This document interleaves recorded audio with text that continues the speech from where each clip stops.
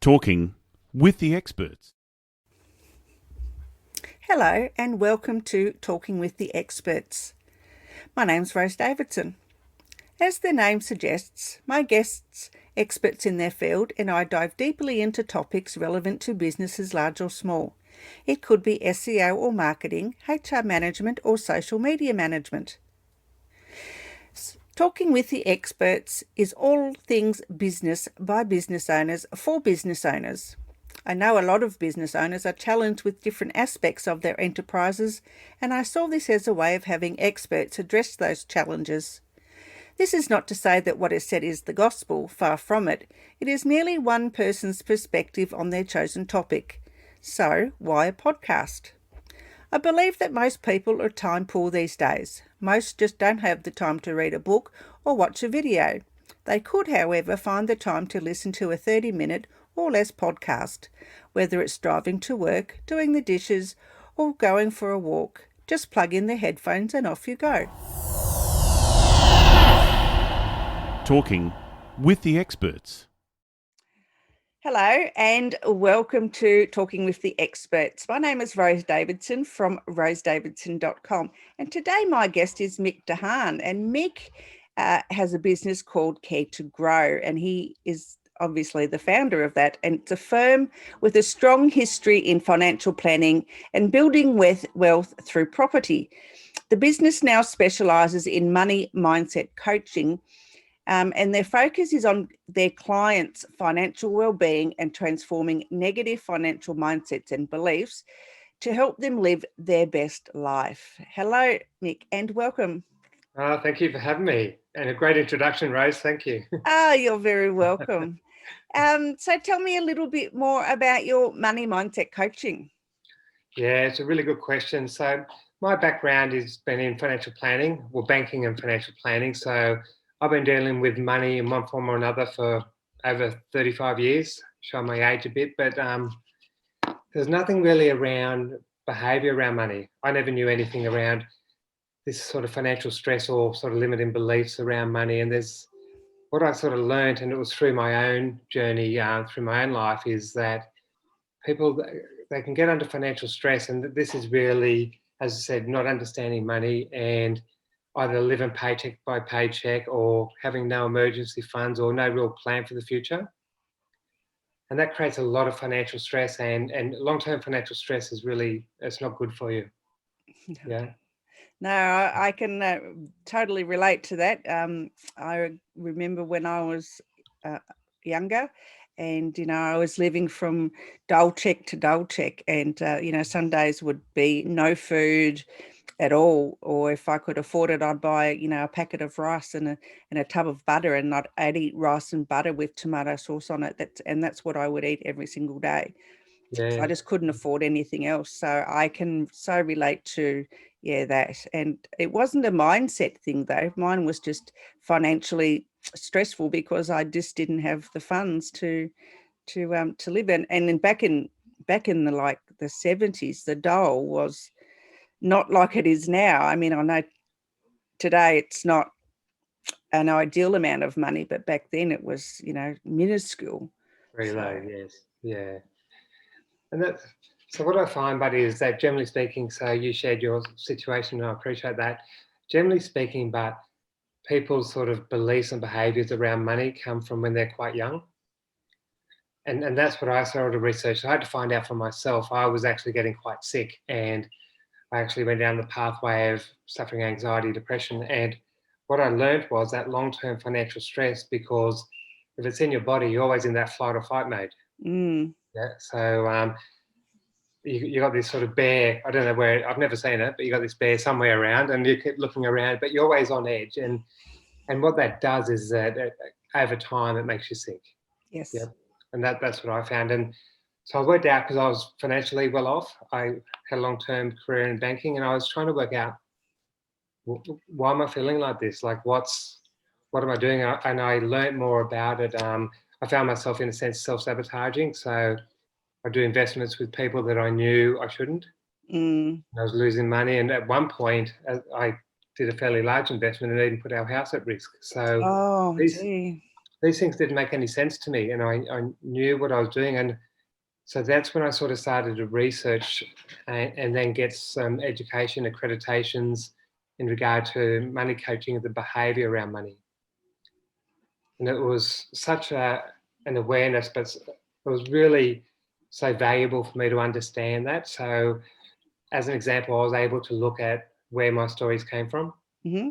So we're brought up in scarcity and sort of a worthiness. I certainly had sort of 4 kids and trying to look after all 4 of us. And, there was, are you worthy? And that's was a part of my programming. It becomes from 0 to 7. Anything Yes. you will see, it becomes part of your program. And what I learned was that I was carrying this program of scarcity, limiting beliefs throughout my life. And I could see it play out, not till I was about sort of 30, it started to play out. And that was maybe when I had children, had a bit more stress in my life. But then I actually, just as I said, saw myself going down this pathway of sabotaging, didn't have a great relationship with money, although I knew it backwards. I was making a lot of people wealthy. Yes. But for yourself, yeah, Yeah. I understand what the concept, I understand what you were feeling about that, because,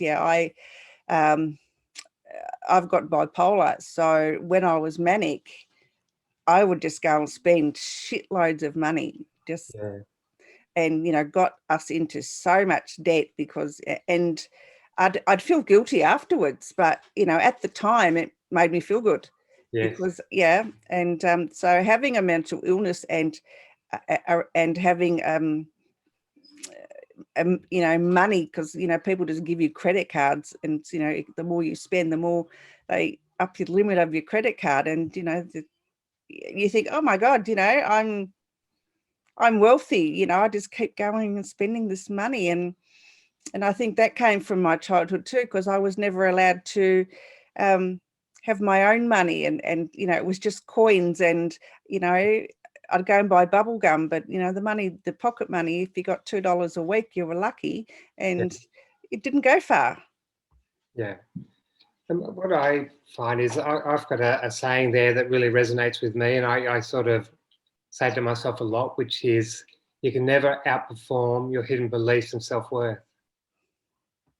And a lot of that is in your subconscious. So what I do from that really, I suppose, inspires me to talk. I deal with mainly business owners, mainly women. 90% of my clients are women. And using that saying is just really understanding where a lot of women are fantastic what they do, so passionate, and then they're just a bit stuck with money. So they've actually got sort of blocks there, and they're going, I'm working hard, the money's coming in there, I don't know where it's going, or I'm not charging enough, or, I'm not following up invoices. There's all these things there that they're great at what they do. Yeah.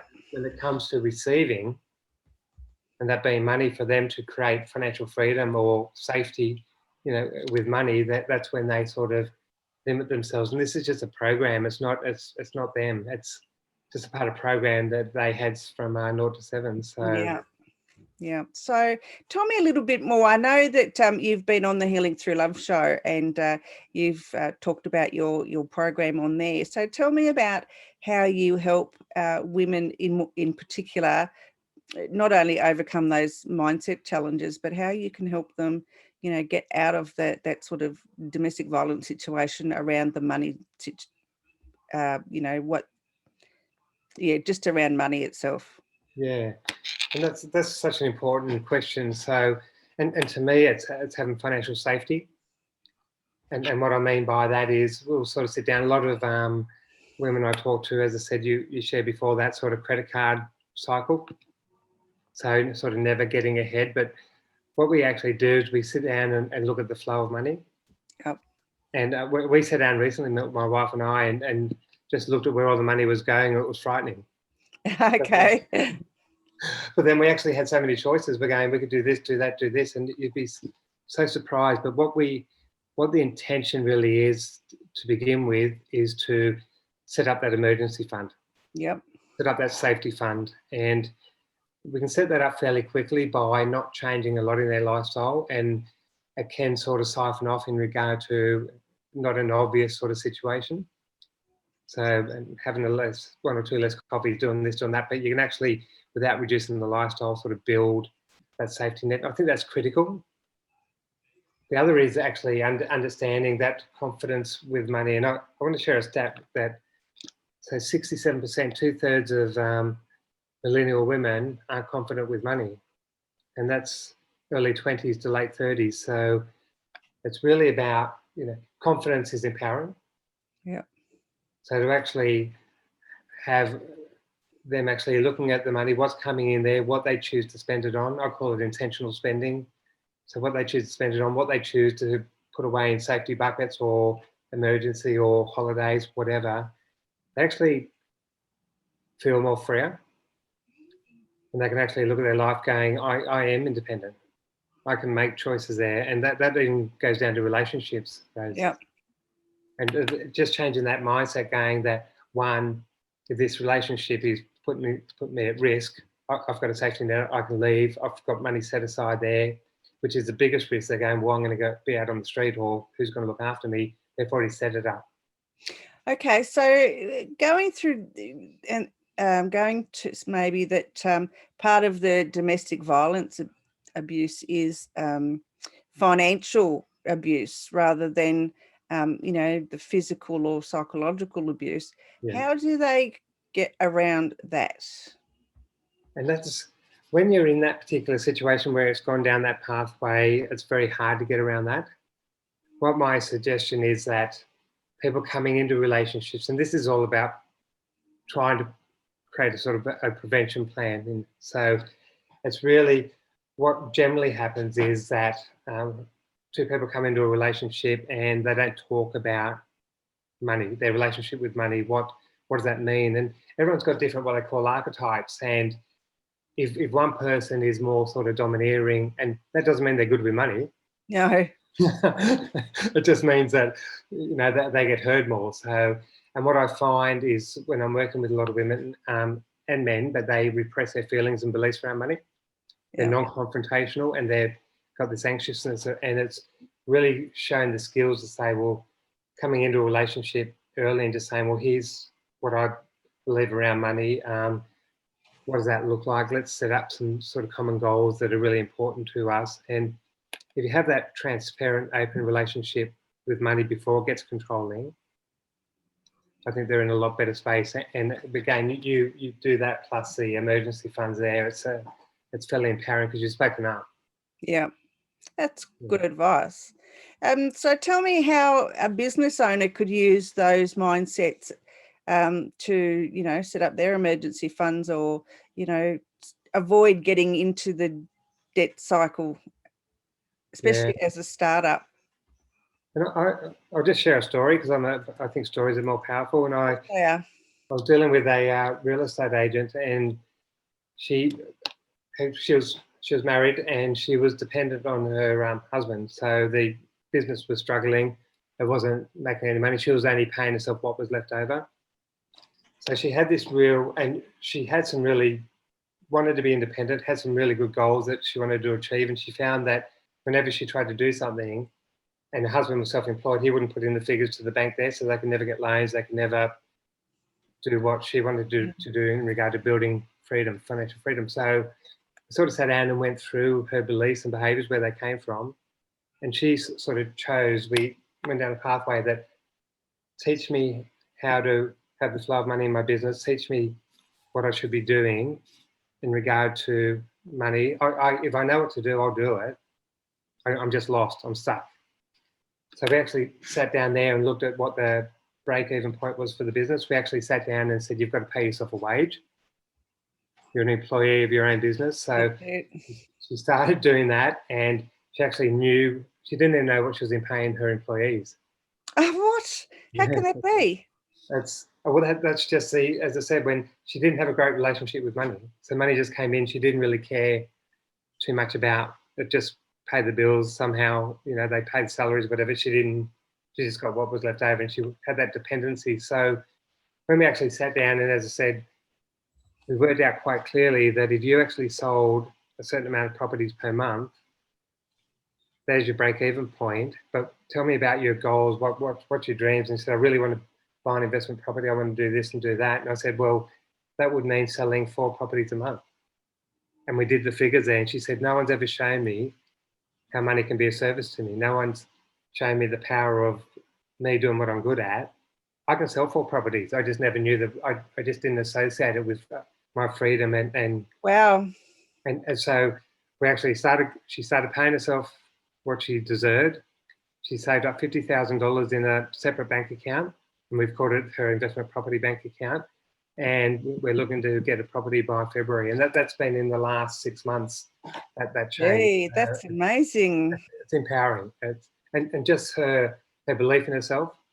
She just says, "I've got this." And then she's going out there. She's selling. She's talking to clients, and it's just creating that abundance. Yeah.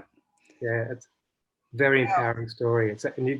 Just the energy is amazing, Rose. Yeah, I guess that would, I'm lost for words. That's 6 months, and to save that much money is, wow. And we've got a goal to save because we're concerned that the husband mightn't allow her to use the equity in their property that they live in. So we're saving the 20% deposit just on her. Well, she's doing it all herself. And if the husband comes on the journey, that's fine. If not, that's fine also. But you can't, she wants to create something for herself, and you can't always take everyone on the journey. Yeah, wow. That's accepted that. That is a great story. Yeah. Yeah. So other than, and that story, I mean, say that you're just starting out in your business. Yeah. What steps or what processes would you need to put into place to make sure that you have a good relationship with money?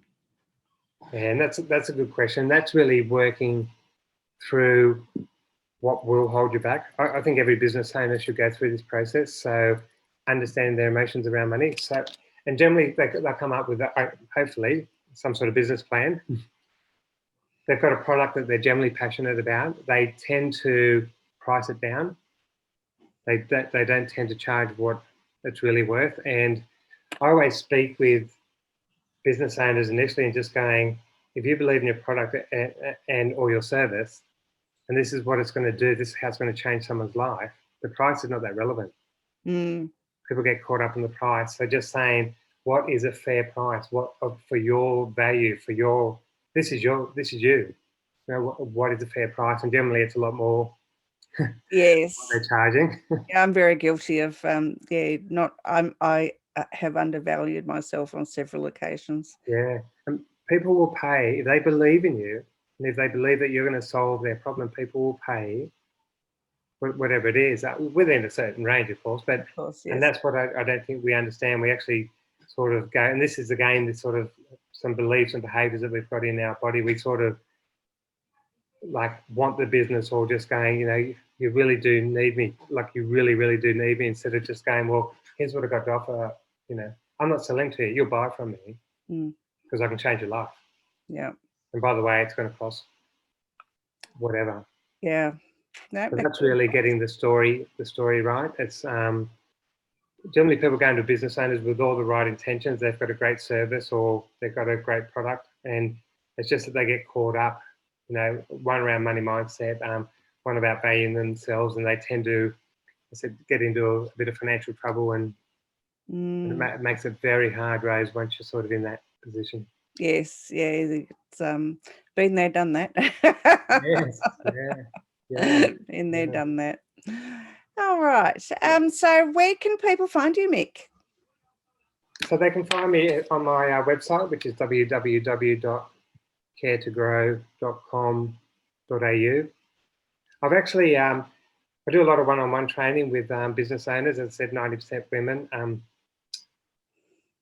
With that, there's, as I said, money's a little bit like mental health. So there's a bit of a reluctance for people to come forward and go, here's where I am with money. And I suppose what they don't understand is that 60 to 70% of Australians have got financial stress. I want to share that this is just so normal, and don't suffer in silence in a sense. But what I did, I sat down with some people there, some mentors, and said, how do I get the message across more? Because it's so important. And I've actually just launched a course, which is Steps to Financial Freedom. Beautiful. And yeah, thank you. So it's more of a private way. So That actual course, it's 8 modules, is $297. But Wow, that's reasonable. well, what I would do for your members, your community anyway, is take that down to $197. They'd have to confirm that it came through you, because I'd have to do a promotion code. But what it does, but it goes through all the sort of values around the flow of money, your mindset, how to set goals there that are really, that brings you joy and creates that, creates that sort of mindset, that flow of money. It's really, it's nothing to do with product. It's which a lot of these courses historically had, but it's all about empowering transformation. So happy to share that with you and offer that to your community, because it's just so important. Good stuff. All right, Mick, thank you so much for your time today. Have you got any other words of wisdom that you would like to share? I'd just like to say that don't let financial stress build up. I let it build up for 15 years, and I saw the effects both on relationships and my health. So it will affect you if you leave it in your body for that long. So if you're feeling financial stress, reach out to me, reach out to accountants, whatever, reach out and just tell your story, and you won't go through what a lot of people sort of going through with this long-term stress. That's my value. That's my... Beautiful. It's great words of wisdom. Thank you. All right. You enjoy the rest of your day, and we'll catch up again soon. Great. Thanks, Ray. All the best. Thanks, Mick. Bye. Bye.